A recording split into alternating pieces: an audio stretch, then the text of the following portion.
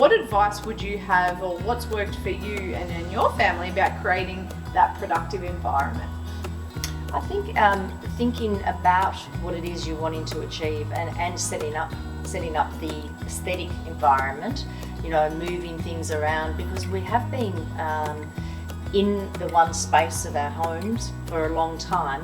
We might need that change. We might need that to invigorate ourselves.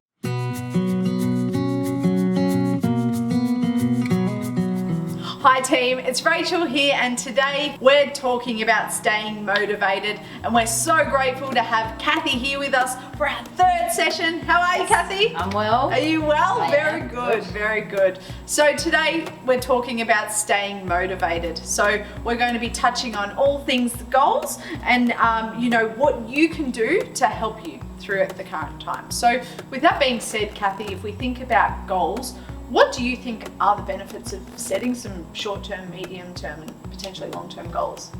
I think the benefit of it is we actually feel like we have some control over our destiny, where we're heading, where we're going.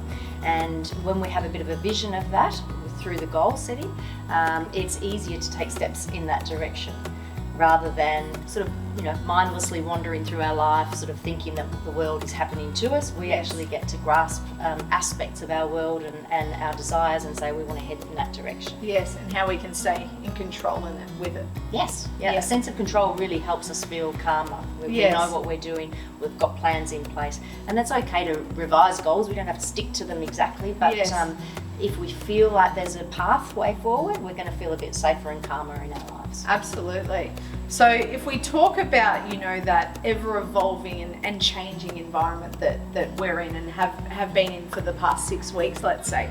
So with that, what strategies do you suggest to help control those, that change in behaviour for ourselves and for our family? I think that the thing to remember is that it is great to set the goals, but we don't want to pressure ourselves when we're in this sort of changing environment. We want to be able to say the goals may need to be moved, the goalposts might need to shift at times, because we haven't navigated this sort of lifestyle, where we're living indoors and we have limited availability to all the things like our restaurants and our gyms and all the rest of it. So be kind to ourselves with the goal setting, adjust them as we need to, and be ready for change. Don't expect that because we have the path in place and we feel a sense of control that we have to be, on that path all the time. We can, divert and adapt to, again, the ever-changing rules that are being applied to us at the moment. Absolutely.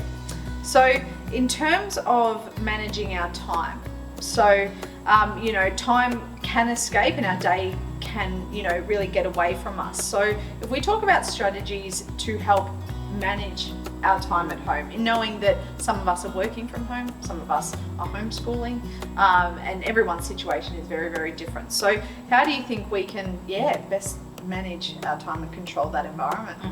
I think that one word that probably will resonate with many people, does with me, is procrastination.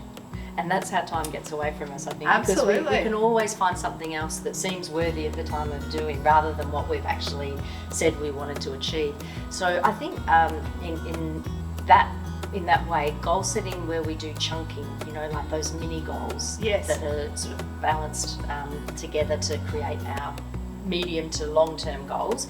If we get the chunking happening where we just bite off a little bit of what we want to achieve, we find that we actually step onto that path to achieve it and we get going. Absolutely. For me, I think back to when I was doing essay writing, and this will probably help some of the students, that essays feel this big and it feels overwhelming, but if we say we just want to get the first paragraph written, or the opening sentence, we want to nail that opening sentence to the first paragraph or the second paragraph, then it's easier. We can say we can do that and then we'll give ourselves a break, or we can do that and then we can procrastinate a bit more. But once we start, it just seems like if we've chunked down to a small piece of the bite-sized piece, that's right, then the other stuff can flow from there, and we end up writing more than a paragraph because we're actually sitting down and just doing it. Absolutely, chipping away, not thinking of it out here, but more just here along the way. Amazing. So in terms of that environment space, and I think we'll stay here and this is where we'll finish up, but to create a really productive environment. So, you know, we've spoken about sort of our smaller goals, but in terms of we've got our houses and our spaces, what advice would you have, or what's worked for you and your family about creating that productive environment? I think thinking about what it is you're wanting to achieve and setting up the aesthetic environment, you know, moving things around, because we have been in the one space of our homes for a long time. We might need that change. We might need that to invigorate ourselves.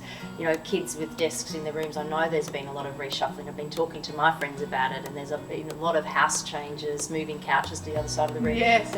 Thinking about what you want to be doing. If it's study, you might want to be having, you know, a nice window space where you're getting good light in. You know, those practical things need to be considered. Yeah, no, I definitely agree with that. Thank you, Cathy. Some great advice there, and we hope that you've taken something from our session today. If you have any questions, please send them into info@geleisure.com.au, and please let us know about what you thought of the session. And team, look after yourselves, stay safe, stay active, and we'll see you soon. Bye.